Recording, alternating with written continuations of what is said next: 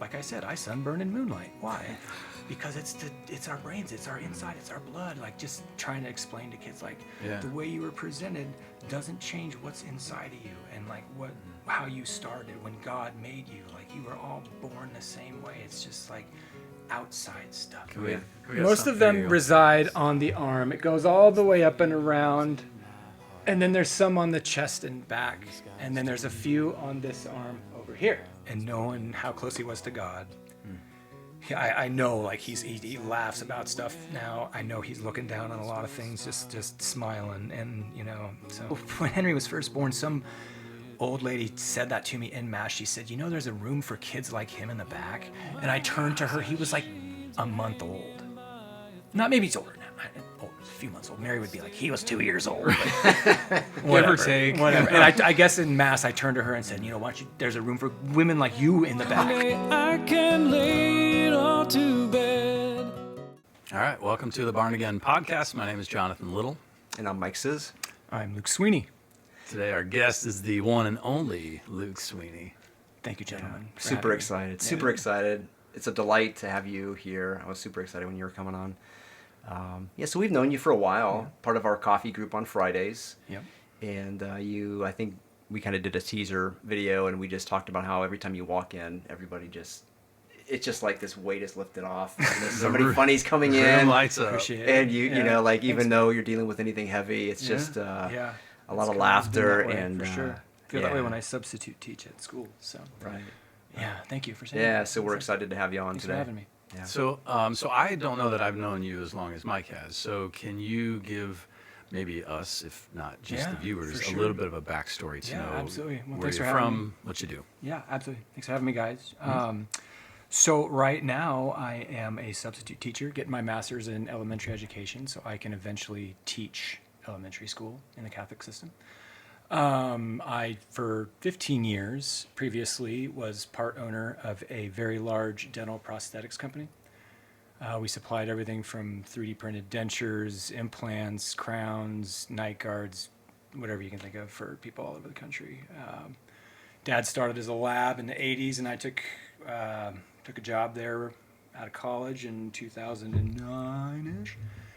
And worked there forever, and then was a family-owned company with my brothers. Loved it. It was great. I mean, it just got huge. There were just satellite locations in different places, and it was great, but it was really busy. My kids were way younger than my brother's kids, and I couldn't put in to that company what they were able to. And it's like, as an owner, to call myself an owner, part owner of that company, I want to be able to put what they were able to put into it and feel that. And we talked, and they knew once I had kids, and they had known my passion for teaching for a long time, that if I would have the opportunity to withdraw myself from the company and look to get a master's in teaching, that I would. And we talked about it now 2 years ago, and they bought my shares of the company, and I stayed at home with the boys for a while and had visions of what I wanted to do instead of teaching, thinking that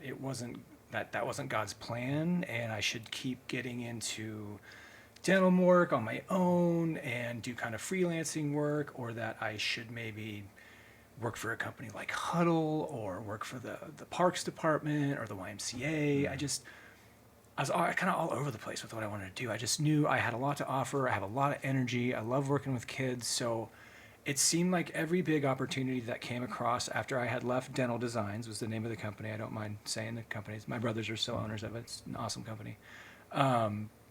Once I had left and I had applied at different places, and I thought were for sure places that I can get a job here. This is gonna be fine.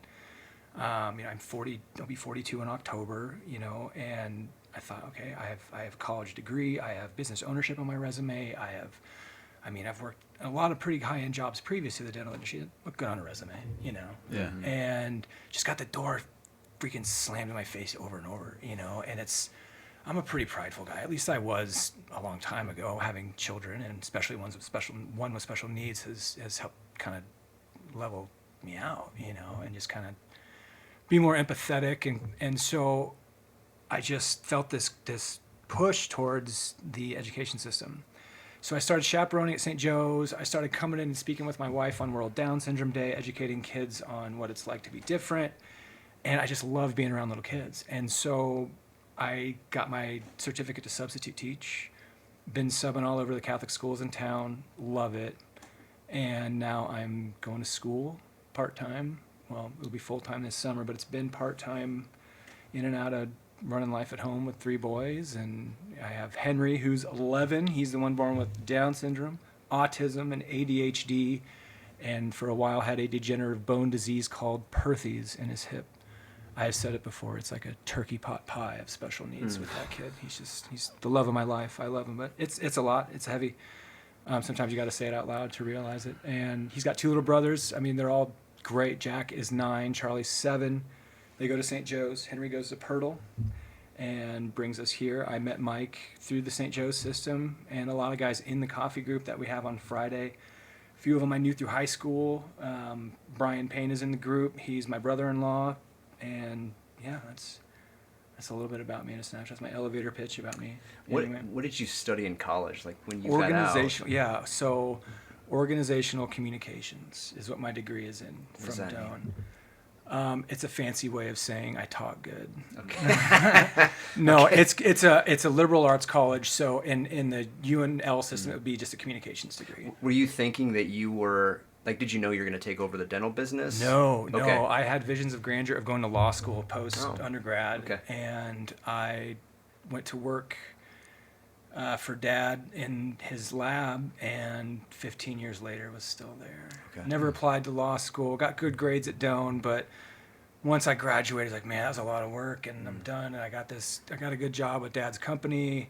At the time, they weren't really heavy in the technology area, and they needed kind of young, fresh people with my brothers and my cousins, so we could get them into 3D printing and stuff like that. So it was kind of fun too, you know. It was like I didn't see myself there because I didn't study dental in college, but I got, you know, certified to speak about some intraoral scanning systems and 3D printing and stuff like that. So yeah.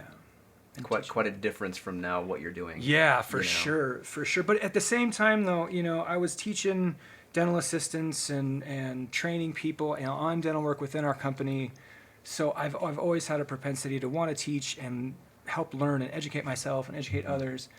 So it's been kind of a natural fit that, like, my energetic youthfulness and my love of being with kids and chaperoning and babysitting and being the goofy uncle now, I can kind of mesh that all within education and mentorship for kids who have special needs and or don't fit the typical mold. So it just checks a lot of boxes that I feel like I've been a jack of all trades but a master of none for so long that once I found this, I feel like, oh, this is kind of why I've been good at so many different things, was to be a really good teacher, if that makes sense. So, Yeah, I've heard a lot of guys say that same phrase, like Yeah. a jack of all trades, a master of none. Yeah. And I think a lot of guys struggle with that. yeah, it can be not demeaning, but like a fear of like, what is my purpose? Like I felt that when I left my company. I was used to being in charge or a manager and really knowing what I was good at. And I worked with my wife's company some and was great at that, but they're so advanced in that marketing and small business, like entrepreneurship type stuff that was a whole nother level I wasn't ready for with nonprofit work. And those guys are so good at that stuff. I felt like I was kind of getting in the way. Maybe is the right way to say it. She wouldn't say that, but I would say that. So getting into the teaching and going to school and realizing that my role needed to be, we had a complete 180 shift. My wife was working part-time. Now she's working 40 plus, sometimes like 60 hours a week while I'm taking the kids to and from everywhere. And so I had to develop this like softness for my kids that I didn't have inside me while I was working at the lab. And I didn't realize that until I left. I was like, gosh, it's this weird dichotomy you've got to find with your kids when you're taking them places and they're coming home from school and they're all keyed up. And I was still used to being this like 7:30 to 6 or 5, just all day dental work, go, helping doctors in office, chairside, kind of troubleshooting problems. Like I just had to kind of take a breather and being out of that and being at home with the kids. It's been great, especially being closer with Henry. Henry and I don't know how to describe it other than he's just like another part of my being, right? Because he's my son, obviously, but it's like I can feel when he's sick inside. I don't have to be in the same room with him. I know before, like, it's just weird. Like, I don't think of it as weird. Like as you were saying that, I was imagining like you and your Heavenly Father. Like that's the same dynamic, and He gave you that with your son. But it's because walking away from that job and that career, you had to embrace that inner nurturer. But that's who the Father is to us, and you've become that. Like it's just really cool to me that you embrace that instead of. I think it's easy for guys to say no, it's masculine to just be disconnected and be the disciplinarian, but like you really embrace that compassion and nurturing. Had to, didn't have a choice. At some points, I was like scaring my little boys from being so not like you know what I mean. Just like, whoa, Daddy's means business when he wants homework done. Like it's homework is done before we turn on the iPads, you know. And it's had to realize, and a lot of it's honestly been through this educational system that I'm going through down again of taking classes and realizing the pedagogical way, not to drop a huge word, but like the knowledge of knowing how to teach, of being a good teacher is something that I just inherently can feel inside because of my experience with my kids and being a dad too. When I'm in the classroom subbing, it's like I can kind of tell if it's not clicking with kids or if they're feeling out or misplaced or kind of just set aside. So I guess being a dad too and softening myself up over the last year with my children at home has allowed me to then take a different approach to how I would teach children in the school system. If that makes sense. Yeah. Can I ask you a question? So we've all met Henry. Yeah. And he's amazing. And you have an amazing Instagram channel and different social media accounts. Thanks, Luke Sweeney, 1983. Yeah, Luke Sweeney, 1983 on a Star Wars baby. Which is his pin on his suitcase. Too, so. Don't anybody get a hold of my ATM card. But I mean, but nobody uses cash anymore, so it's he is. Well, it depends on when they watch this. Maybe. But anyway, like he is so genuine, and he wants to like shake your hand and get to know you. And I know he's working through the sacraments at church, and So when you guys, you're such advocates for special needs, and when did that kind of begin? I know with had you had much experience with a child that had special needs growing up? No, absolutely zero. And it was a huge shock when he was born to me, especially because I was just a really athletic family. I mean, my brothers, it was sports. It was go hard. And then having Henry Pice didn't have any kids with Down syndrome, and neither did Cathedral growing up. And then when Henry was born, it was like right away we stayed out of all the stuff for like the first year he was born. I didn't want to be in the support groups. I didn't want to go to the dad's groups or any of that stuff. Why? Well, I know why. It just felt like a woe is me sort of thing. And I was just like sad. There's no other way to say it. I thought I was like grieving. It's your first boy. And as a father, I think you have these visions of what your first boy is going to be like and going to do when he grows up, right? And I remember what boys were like in the 90s. You know what I mean? Right? Like, but when people weren't as aware and as sympathetic and empathetic as they are now, and kids were just mean, and that's what I thought. It's immediate where your head goes. But so it allowed me, as we moved on through time, Mary got involved with the Lincoln Down syndrome group, like the local advocacy group here in town. She did some advertising, and then she helped organize their step-up walks, which were amazing. And then she, it's hard to turn that off when you're working that as your job, just that, the Down syndrome stuff. And then you come home and you've got a son with Down syndrome, and it's like, you got to be able to shut it off. But she also did a lot of work with Jude Werner and his Sacred Heart group that works at the Newman Center, kind of helping put out some marketing pieces with them and things like that. And so she kind of developed a few different clients here and there. She thought, if I could just do this on my own, I think I could really help a lot of people, Down syndrome groups included. So we realized this is like a lot of groups and a lot of places want to shed more light on just inclusion advocacy. It's not, they don't want it to be like, oh, feel sorry for that family with a kid with Down syndrome. I don't want that. I don't give a shit about that. Sorry. But it's just like, I want them to just be included and noticed and recognized and invited to sleepovers and birthday parties and tag and a lot of them need medical outreach and they need fundraising. And Mary has a very professional background in that aspect. So we thought, gosh, we could help organize social events. We could help these groups with advocacy and fundraising. So she's now branched off to where she's working with different Down syndrome groups and a local autism group and all over the country now. She spoke at the national convention down in Delaware last month, and So it's just been great. So here in town, last year, a few families in town, Laura and Matt Miller, Kayla and Jason Muehlheisen, and my wife and I, and a few other families, we had this great idea to kind of get parents within the Catholic school system and diocese together after Mass, because a lot of us struggle at Mass with getting our kids prepped for sacraments and remembering what the end of Mass is even like, because a lot of us don't even make it through. But not only that, it's just like feeling included and not like stared at, and having make an option to a low sensory Mass or more educational materials. So there's a lot, and it's a big hill to climb to get more push to have help in the Catholic school system like the public schools do. So that's another reason I wanted to get into teaching, was to help advocate for more help as far as occupational therapy, physical therapy, medical outreach, so kids that want to live out their faith at school can have more access to kids of all arrays of needs, right? Like Villa Marie is amazing. It is an amazing school, what they do. And there are some kids that they have to be in a system like that where they are completely in a building with only a few people, and it's amazing. But I want there to be a way that we can branch out within the school system and bring in occupational therapy and bring in physical therapy and speech therapy and extra para educators to help provide these kids with one-on-one support. Because that's the reason they can't right now. It's because they don't get state funding from, obviously, like LPS does.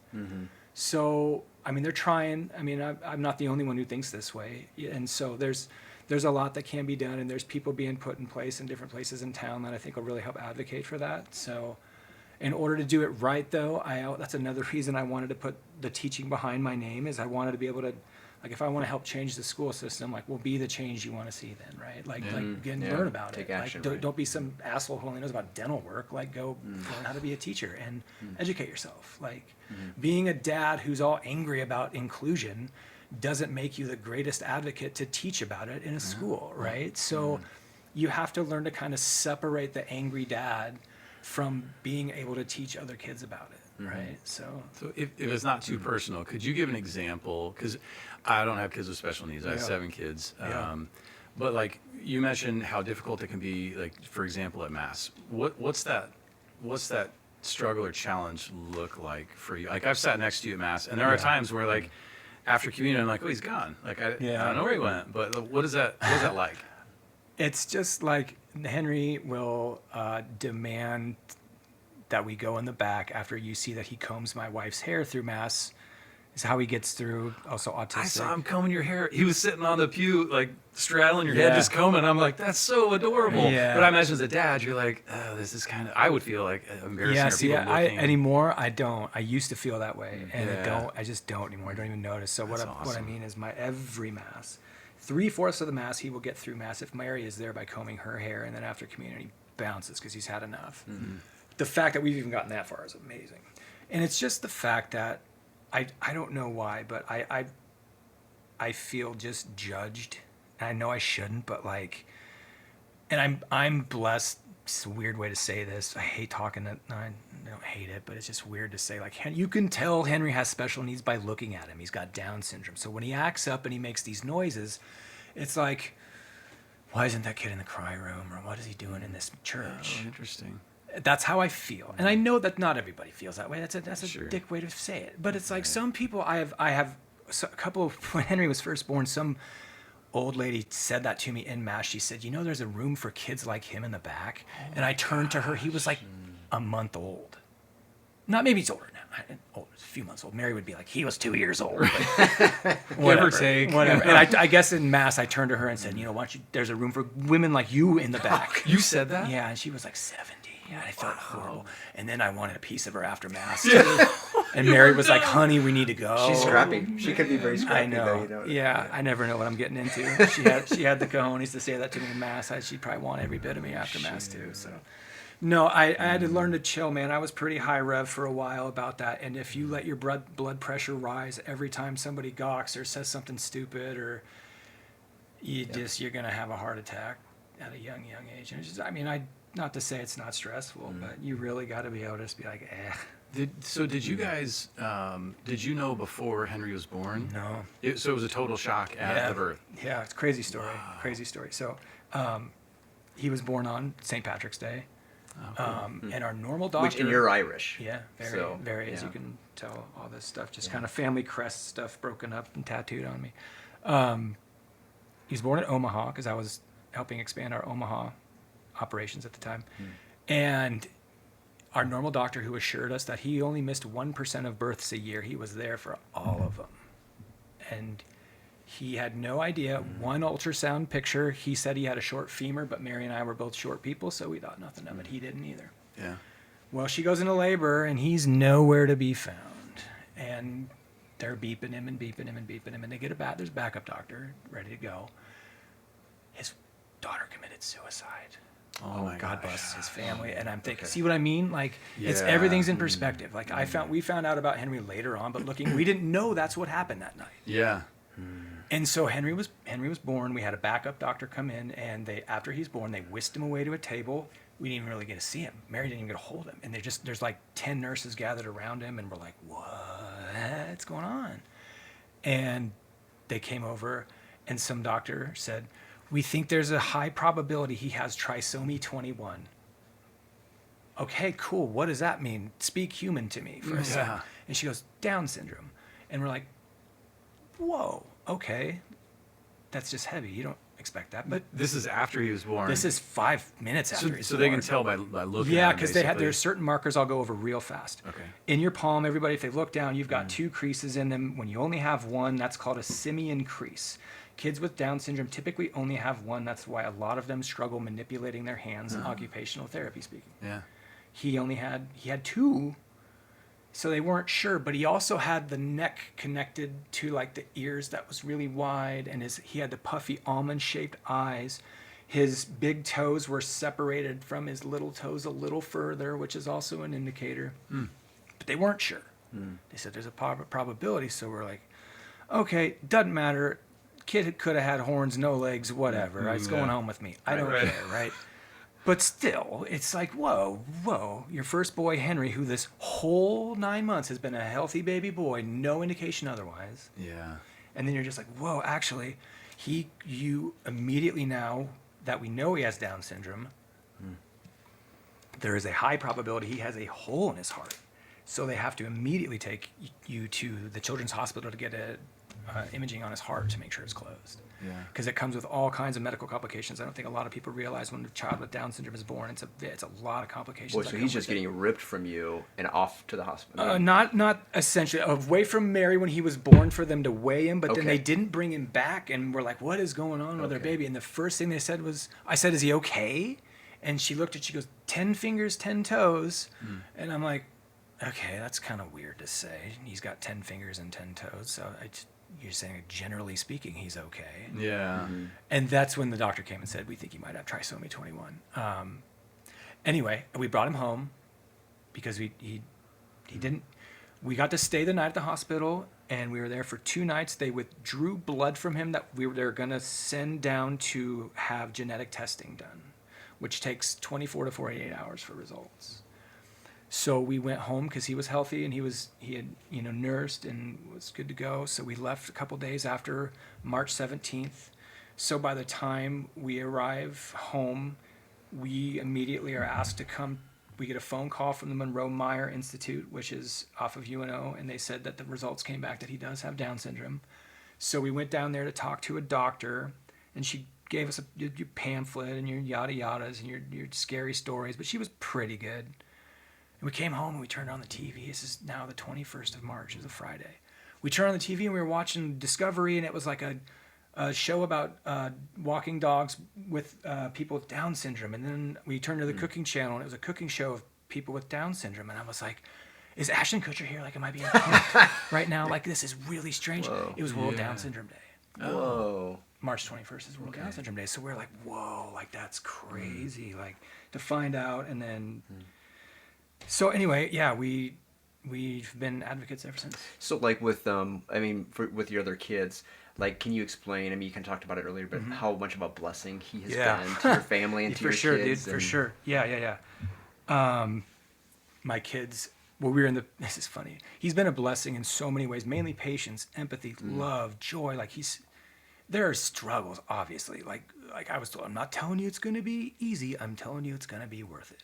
And it absolutely is. I like that. Because he is so he's not happy all the time. No kid is.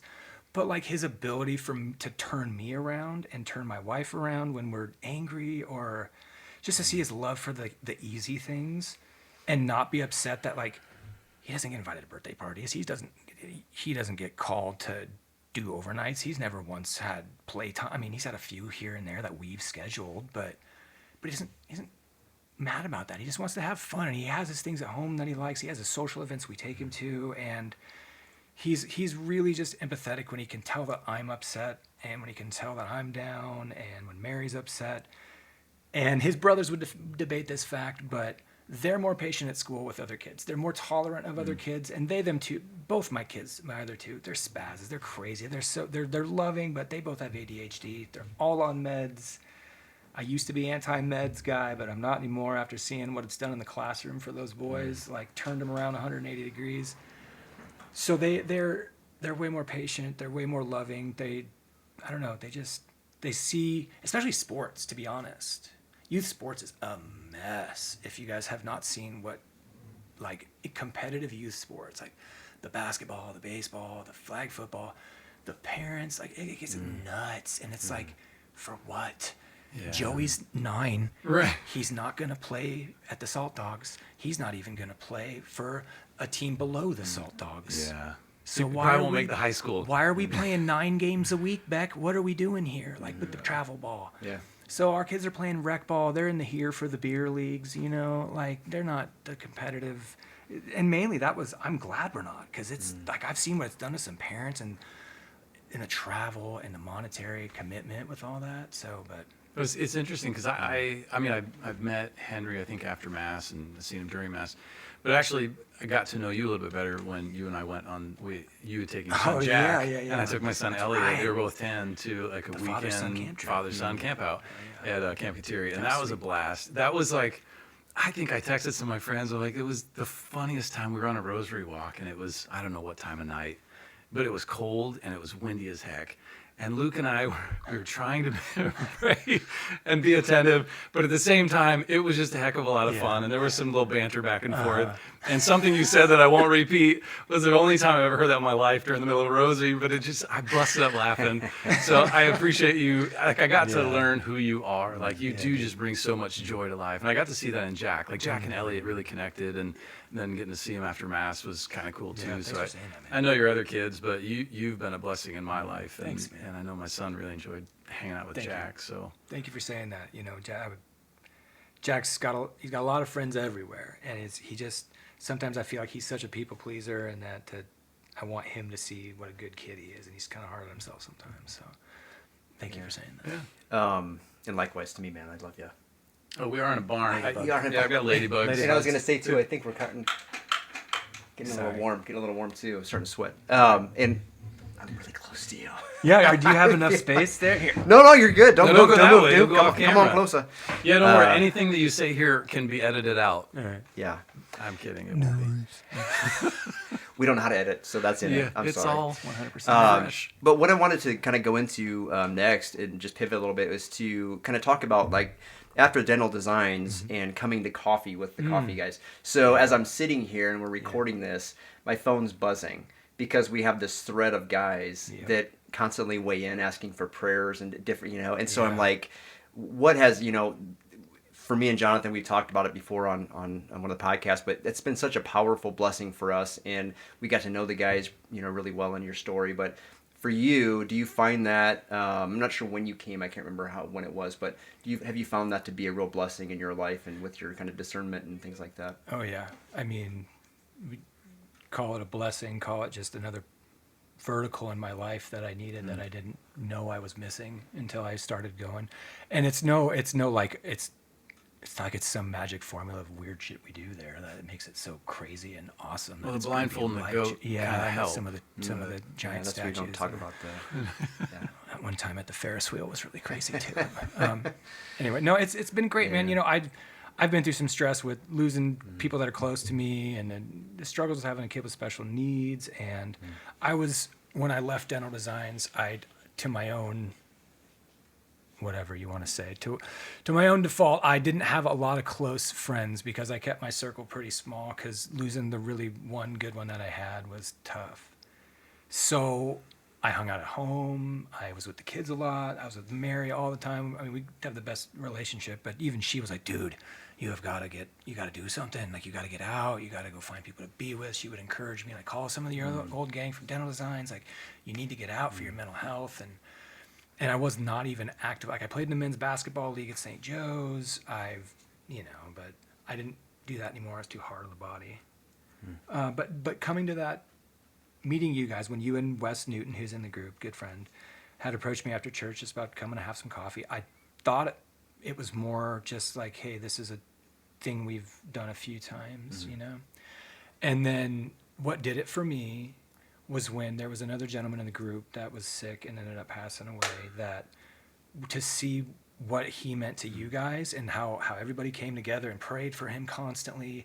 And it was a really stressful situation because he was so well known within the parish and the church, and everybody knew him. He was that guy.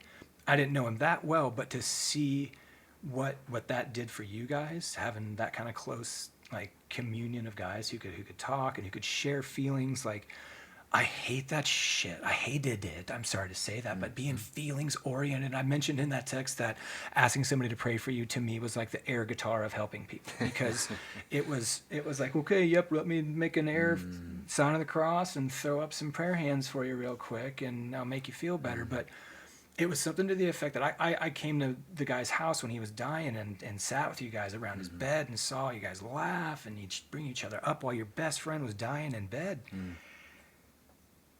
And it was cool to see. So it's cool. It's been a lot for me. So that was, that moment. It's funny because when we thought about interviewing you, there's a moment so Mark Bohati passed away, and he was just he started this men's group, and that's we're talking about this, finding good men and being part of a group like that.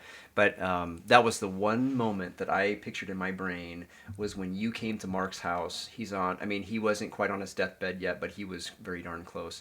And you didn't know him, and you were there with us praying for him, and you shook his hand, and nice to meet you, and it was just such a powerful moment of like, you stepped out of your comfort zone during the weekday to come over and say hello to Mark, who we were just like so close to, and it was just such a power. But that's etched in my brain when you did that. So yeah, dude, it meant a lot. I mean, just seeing you guys with him. I had mentioned I lost my best friend Seth Monticello the year before, and seeing what it did for, his family. He's got little kids, and just seeing how what they went through, and being able to see the way prayer and faith and community really, really, you need that stuff when it's stressful, because if you're like, for your mental health, when you don't have any other guys or a community of friends that you can at least just say out loud that you need help to, sometimes that's all you need. If you don't have that, man,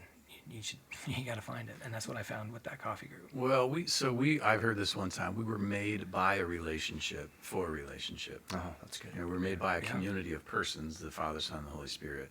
And so we're made for that. And that's what the coffee group has meant, is connection. I think it's real easy for guys in this day and age to be very isolated. And that's kind of what I heard you describe. Oh, yeah. I know I've been there. It was probably 7 or 8 years ago where I decided, like, I had to shift that. I couldn't, like, being isolated, even running my own business, it just wasn't healthy for me. Right. I needed this outlet, and that's what the coffee group's been. That's my hope, is that other guys can start their own coffee groups or whatever. We need that vulnerability and that intimacy with other guys. Agreed, because there's a lot, and to be honest, like, I'm on Instagram, I promote it, but there's a lot of misinformation, especially with like responsible male leadership within the Catholic Church, and with a lot of the stuff that goes on. Like, it's more important now than it ever has been for dads and men and uncles and brothers to be good male leaders within their community, for their kids, for others to see that there's good men out there who are out for good reasons, and they're not just like pig, disgusting businessmen who are out to smoke a cigar and have a scotch or whatever. There's a lot of good men out there who want to do good things, and to know what each other are capable of. And it's also a form of like networking to help each other out. Like, these coffee groups have done so much. My brother-in-law's in the group, and it's just been great to meet people who are struggling, who also have like, hey, I need a guy who can dump some mulch in my backyard this weekend, you know, and it's like, I didn't have any of that stuff before, but I know that if I needed it, there would be. Mm-hmm. Yeah, I think it was easy for me in the past to judge too, because like if I didn't know you through this coffee group and I passed you on the street or sat next to you at Mass, I might make judgments based on tattoos or the fact that you're Irish or whatever it is. Agreed, man. But I had to get The past fact that you're Irish. Wow, that almost went right over my head. Well, Hey, thanks I'll for look catching it, at this Mike. once. I'll spell it out next time. Let it slide. No, but it's easy to just judge by the book by its cover. But I don't do that. Like I was talking with Thad, he'll be a guest, I think, on our next podcast. The same deal, because he's all tatted up and he's kind of got a skater look, and he runs a brewery. Like in my mind, that's not the type of guy that I would think I would see sitting next to me at Adoration at 4 p.m. Yeah. But that's where I see him. Yeah. And it's pretty cool. He comes from a really good line of people, the Airds family. They're good people. So if you don't mind, if I can crack that nut open a little bit, well, Yeah. I haven't lost anyone that close to me. My mom is dying, late stages of dementia, but she's still physically here with me. Sure. But what was that like for you, losing Seth is his name, Seth right? was his name. Yeah, it's happened twice, to be honest. In early college, one of my very good childhood friends that I grew up with, named Pat McLaughlin, his plaque is right next to the drinking fountain at St. Joe's. He died as a young man, and it was really, really an awful situation. Great, love Patty, love your family, and Pat, if they're in the St. Joe's parish. So, but then Seth, man, we met as adults, and the reason Seth and I clicked a lot is because he lived right up the road. We didn't have a huge circle of dude friends, but he and I clicked on a lot of just random weird 90s stuff, and he was a God Teens. Him and his wife, they did freshman God Teens at St. John's, and when Mary and I moved back to Lincoln, Nikki Cons was running St. John's, and she needed somebody to take over for her because she was having another baby. So Mary had done youth ministry at St. Peter's, so Mary and I started running the God Teens program at St. John's, and Seth was one of the host parents, and he and I were really close. A lot of and then during COVID, they were close by, so we had a lot of driveway margarita parties, and he was a good dude, and he had a brain tumor, and he died at, July 7th now. It'll be, this is the third year, I think. Yeah. It was more like to see he was such a fighter.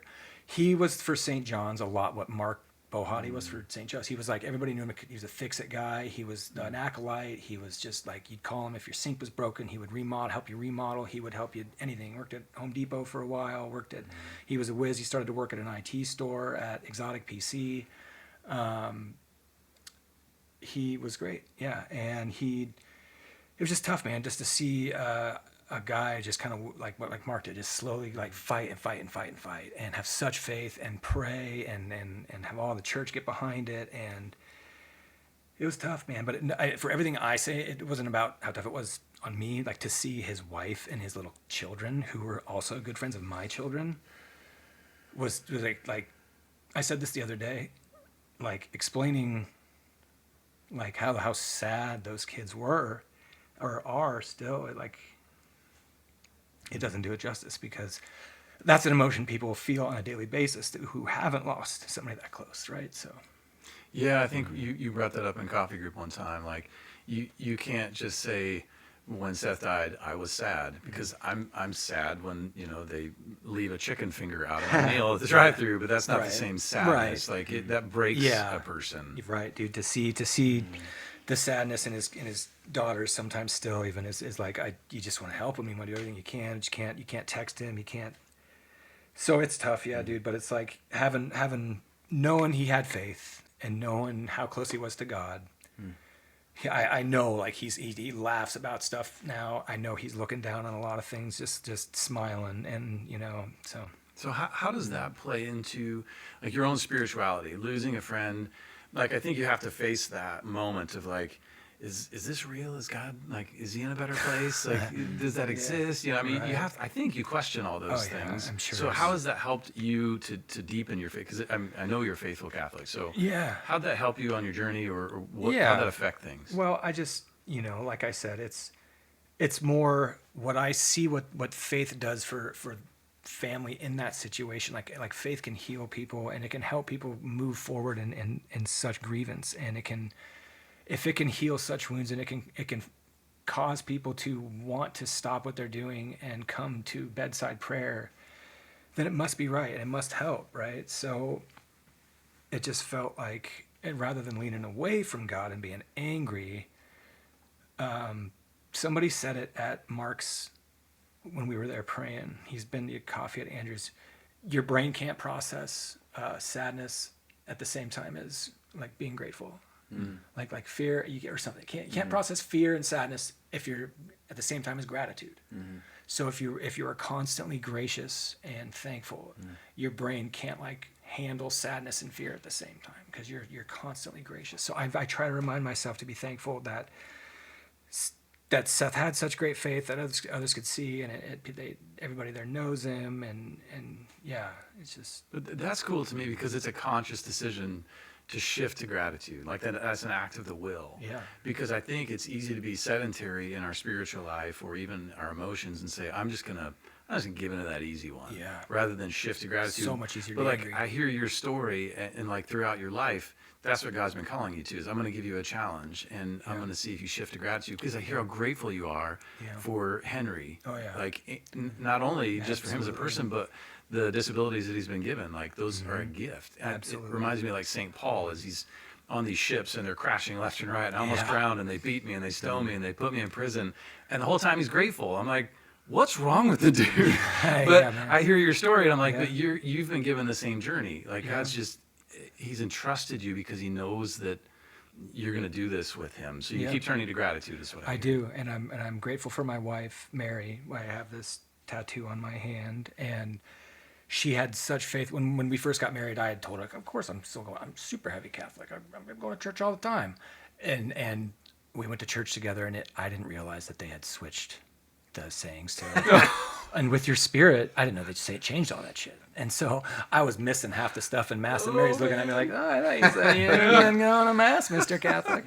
Anyway, I realized did I buy into what I believed was hokum for so long, like the miracles and the she-bears casting people out and the murderous, treacherous Old Testament God?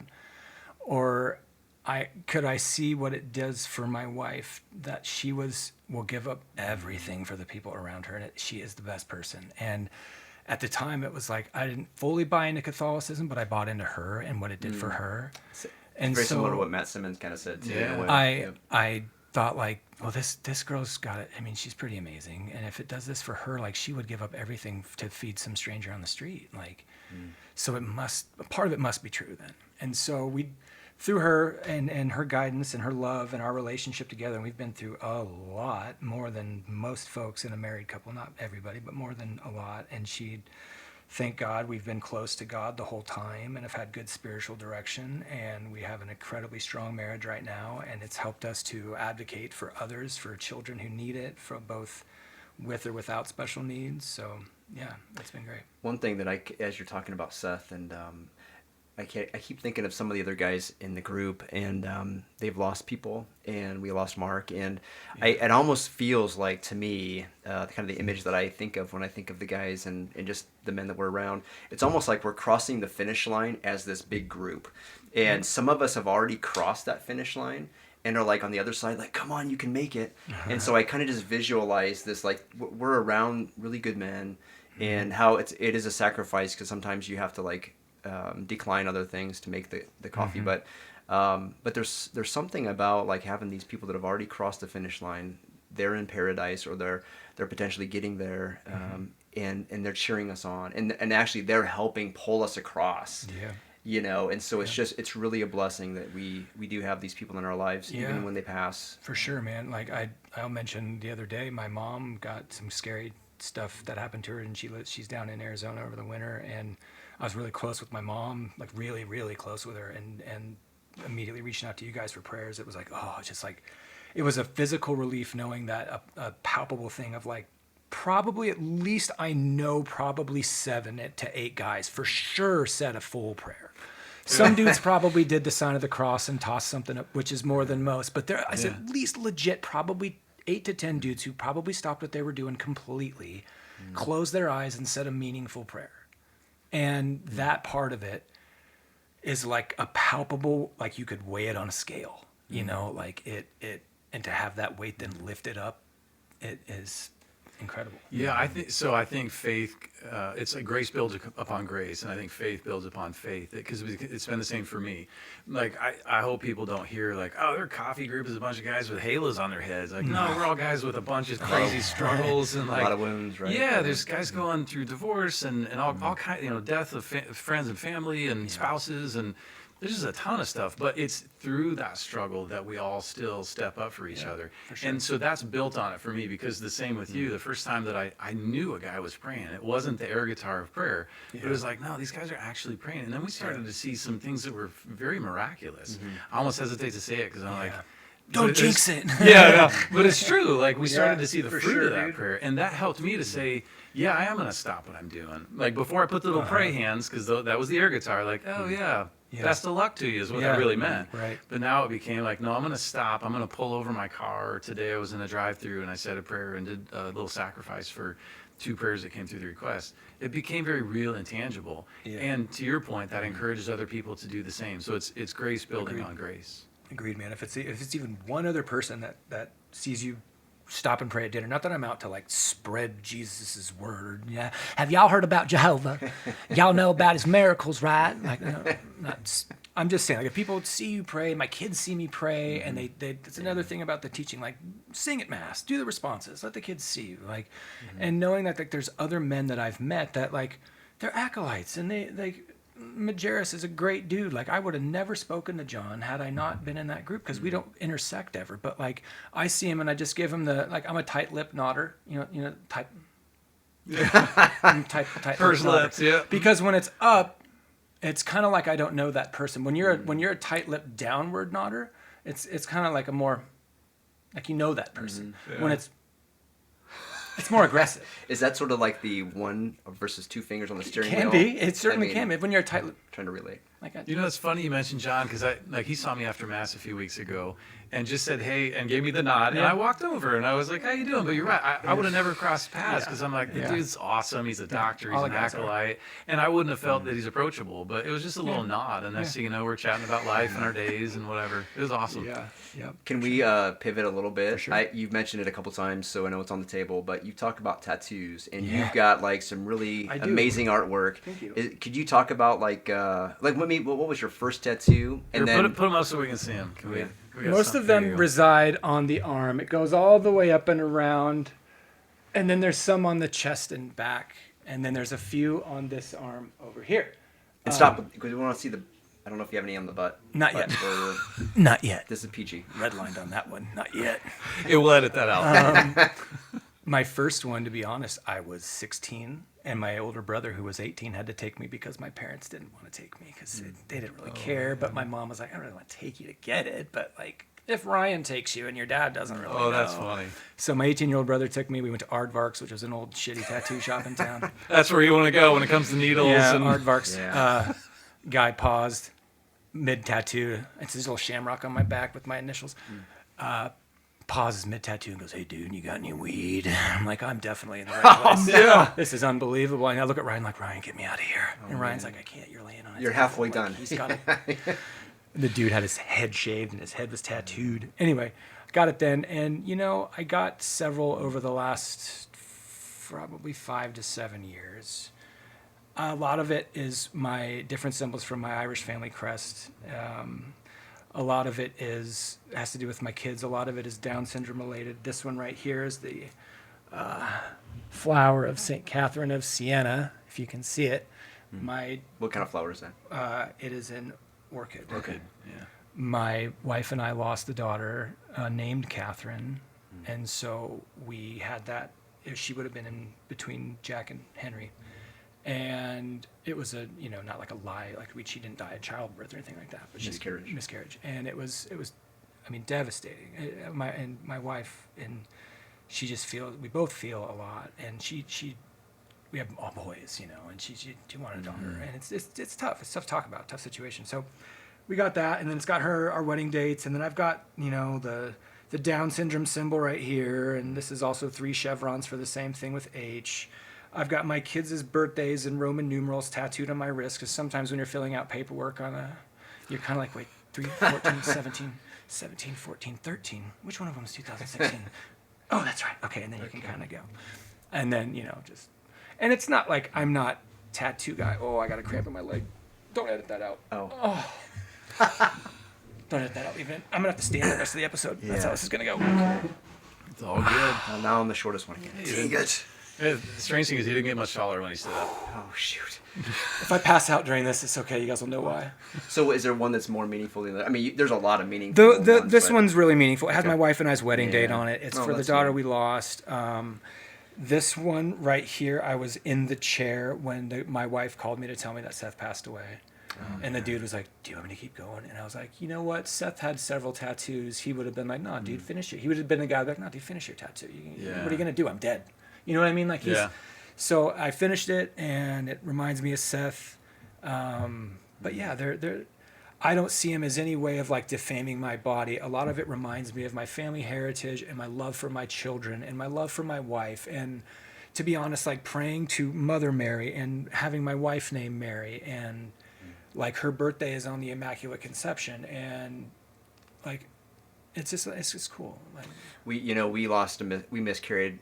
Did you guys miscarry? Yeah, first. So there's a great prayer that I'll add in the show notes. That's EWTN miscarriage prayer, which is so profound, and it because you don't really quite know what to do with that. It's Yeah. sort of like, I think the rest of the world, you just kind of go on. And I remember leaving the hospital when we went in with all the kids to kind of like listen to the heartbeat, and there's not a heartbeat. yeah, dude. And you're like, okay, well now what do we, like, and then the nurse is like, I'll be right back. And Yeah. okay, This what ain't good. this is not good. But Yeah. so I'll put a link to the prayer at EWTN, which is Cool. just so like real, and it Yeah. kind of helps you process like how am I supposed to feel about this, and then to remember them, because we have, her name is Anna. Yep. And so and yours is Catherine. So there is a real connection, and we every morning as we go to school, we say, what's your prayer intention, and we always include baby Anna. What do you want to pray for? And so the kids, actually the other day, they just were asking about her, and it was just it was a surreal conversation, to have these little kids asking about her again, and I was like, oh, I thought you kind of grasped that, but she is your sister, and in all honesty, the girls after her were born very close to when she, after she had passed away. And so I said, honestly, you guys probably wouldn't be here unless she would have gone. And so it's a really strange conversation to have with little kids, Yeah. but they at least recognize that she is actually real in heaven. And we talked about the feeling prayer with Matt Simmons, and I had a moment that was totally out of the blue where she greeted me in this feeling prayer, which was like, I hadn't cried with Father Barrick before until that moment. And it was so real. Anyway, that's, you can watch that episode to learn more about that. But anyway, it was just such an amazing, so yeah. We had, so our first that we lost was Max, and we named him after St. Maximilian Kolbe because he died on his feast day. And it's funny because we have 7 kids, and I'd like take a kid to the barber to get a haircut. And they'd always say, well, how many brothers and sisters do you have? And I'd just say, well, there's 7 of them. And they go, nope, don't forget our dead brother. And I'm like, Yeah, true. okay. Maybe don't lead with that. But Party of 8, you're right. But it is cool that it's very tangible to the kids. We didn't hide that fact. Yeah. Like, oh, we Right. just don't talk about that. No, So- then you risk then it being a weird thing or putting a weird. So how shell do around you it. do you blend that with like the joy of living our Catholic faith? Because like I used to have this thought of like, well, once I get past this next hurdle, then it'll be smooth sailing for life. Like I won't have these challenges, but like they come, and so they have since we were kids. Like that's just part of life. So how do you find joy amidst the struggles?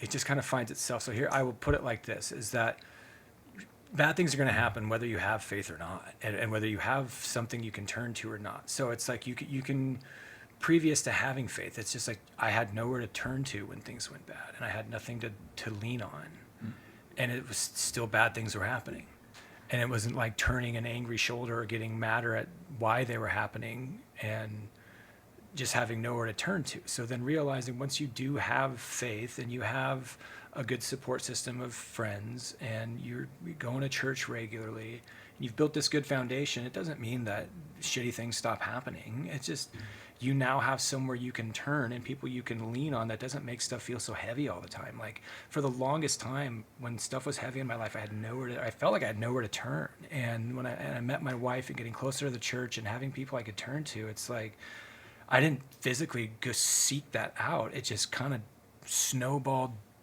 bigger and bigger as I've gotten closer and to the church and put up less of a fight and having children and having Henry and been more empathetic and trying to understand people. Like, well, that's all Jesus wanted people to do, is like, look, try to understand that you all want to be treated the same way, right? Like, so try and see each other through each other's eyes. Like, I want to have kids see what it's like to be Henry or to be different, and they don't get to see that all the time. So when they do, I want to prep them for the right ways to react or what to say or what questions to ask. So being in the system, especially in the Catholic school system, when I can help with that, when that's not part of the curriculum, like, and knowing that that comes from what Jesus wants for all of us, like, and I didn't realize that until the last few years of getting even further down my faith that I've ever been. And I'm nowhere near where I think I can be. It's a work in progress every single day, but I would just say bad things happen all the time. Nobody's exempt from it. It's what unites the human race. Nobody is exempt from tragedy. It happens to every single one of us.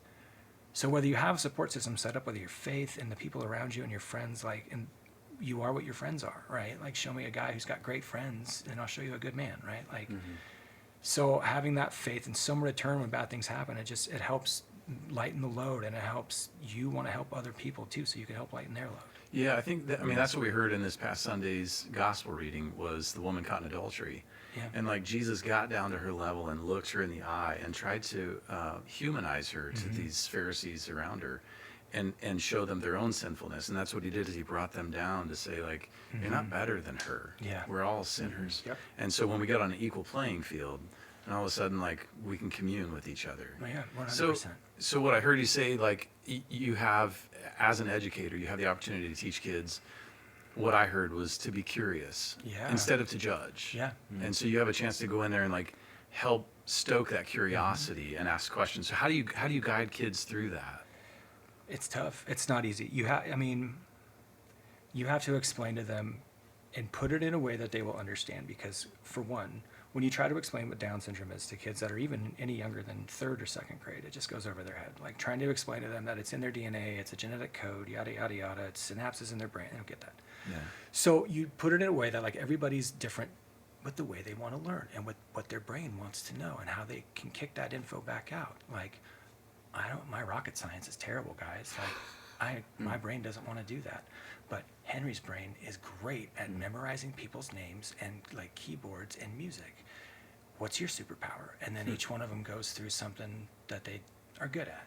And I frame it in a way that, see, okay, that kid in that wheelchair over there, right? Like, he's learned how to use an iPad as his voice. Like, can any of you learn how to make sentences and voices, like, and communicate your thoughts? Because this paraplegic kid, you know? Yeah. And it's just, I don't know. The ability to just try to understand that kids come in, and the Catholic schools don't have a lot of diversity when it comes to kids with special needs, so they don't see it that often. They see mostly kids that are on the autistic spectrum, which is really tough because you can't physically see, like you can with Down syndrome, that kid needs to be taught a certain way, and they need to be approached and accepted a certain way.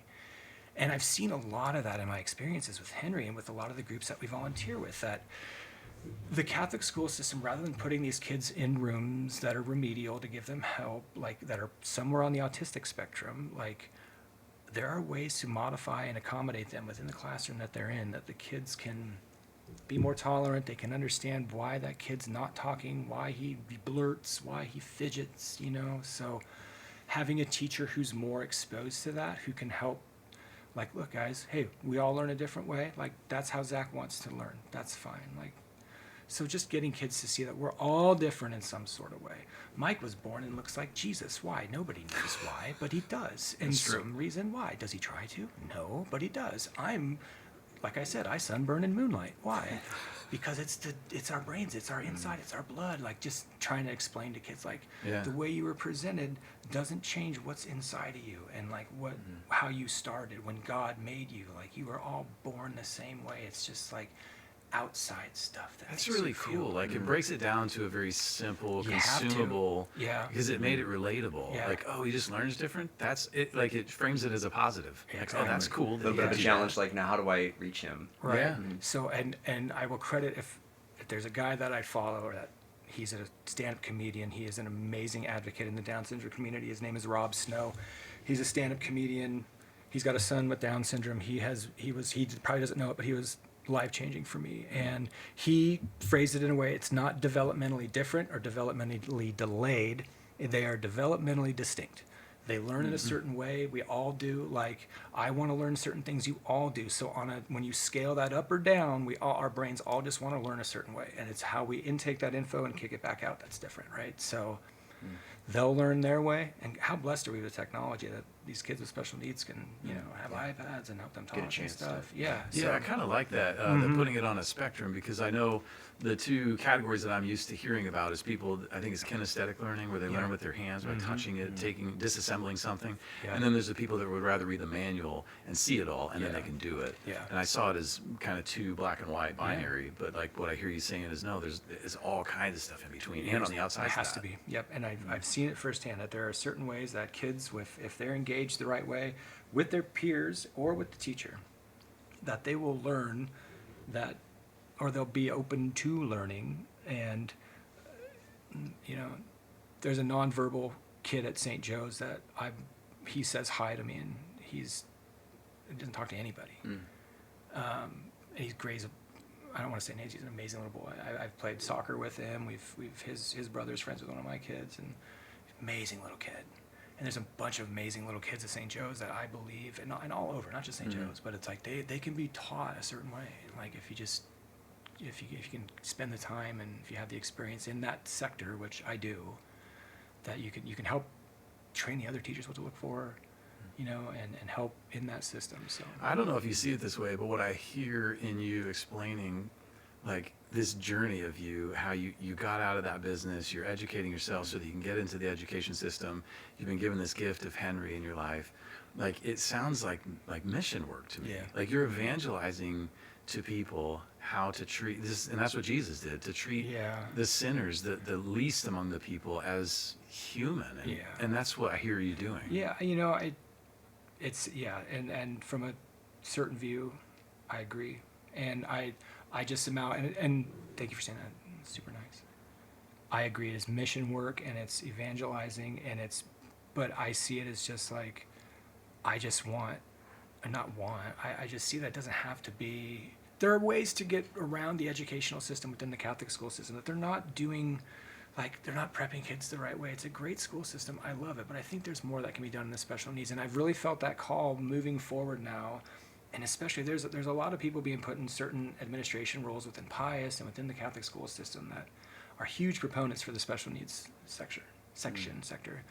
And so it's like, gosh, in the future, once I get my degree and I can get, a couple years under my belt, I really want to work towards what I can do for providing more support within the Catholic schools. Well, hopefully this is a platform for that, like getting hope so. knowledge out there. We can put some links to different resources for people with disabilities. For sure. Mary's huge on that. I know when people are born, for some reason, and it's great, but whenever there's a kid born within about 100 miles of here, or a family, somebody gives them Mary's name or my name, and they link to my social media to watch goofy videos, so it's not so heavy and it's fun and it's They're amazing.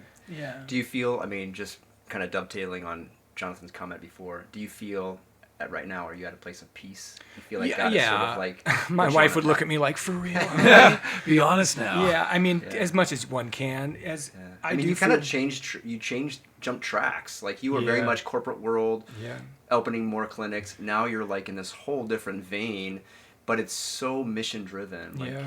It's funner, man. I know I'm in the right role. Like it feels right when I'm in schools and when I get really good grades, and I love spending time with my kids, taking them to and from school. But there are still days, bro, where it's like, holy shit, I'm gonna pull my hair out. It's so stressful. Like parents are sick, like, or all kinds of wacky stuff with our Medicaid and the AD waivers for Henry's stuff, how we're getting paid for stuff with all of the weird government slashing stuff that's going on right now.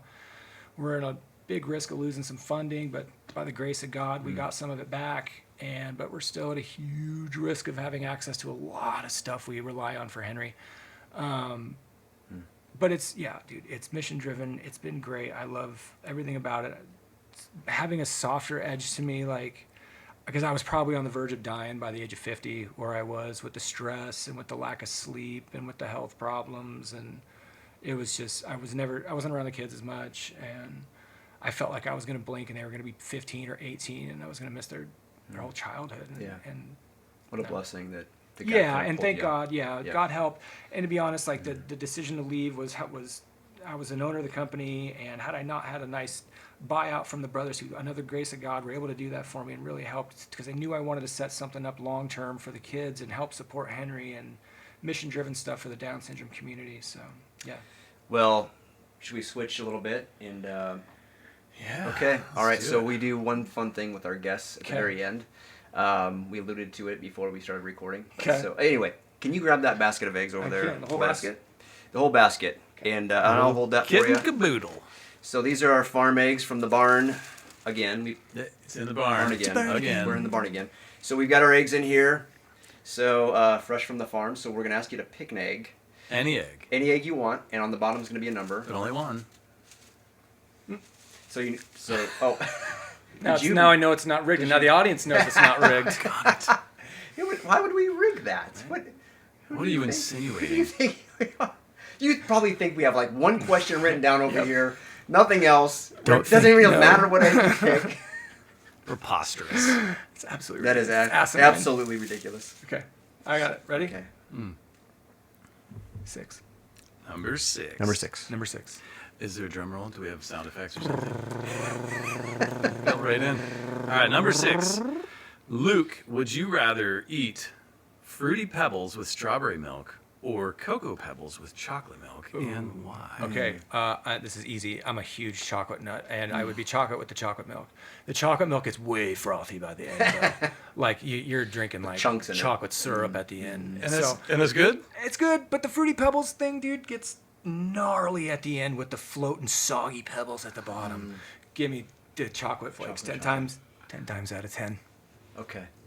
How can people find you? How can they reach out to you if they have questions? I mean, people might be in similar situations. Really quick, I'll pump my wife's company, because she does a lot of good work for a lot of nonprofits across the country and small businesses here in town. Mary Catherine Marketing. She does a lot of good work for people. She works with Pius. She works with Down syndrome communities. She just does a lot of great work. You can find me at Luke Sweeney, 1983, Sweeney. I post a lot of good videos about life with Henry and how fun life in the special needs community is, and it just brings a lot of levity. I know I had a friend reach out to me recently who was like, "Oh, dude, we just got diagnosed that our baby that we're in utero with is gonna have Down syndrome, but like we've been watching your videos on Instagram, and it really made us laugh." And so like that's all I want to do. I don't ever want it to be monetary driven. I don't want it to be huge. I want people to go there, and I want them to click on a funny video of me and my kids and be like, "Oh, dude, that's funny. Like, that's cool. Like, that's not so bad." So if that's all it ever is, then I am perfectly comfortable. But it's, Luke Sweeney, 1983, and I'm going to keep going with it, too. That's been my experience. Every video I've seen is just, I bust out. It's hilarious. Very well done. Thank you. Very well done. Yeah. Thank you. We'll pray for you Thank you, and sir. your mission. Thank you. And I thought about, we'll pray for Seth. Yeah. And we asked everybody on, watching to pray for Seth. Yeah. And pray also for the doctor. When you mentioned the doctor lost their daughter, right? She committed suicide.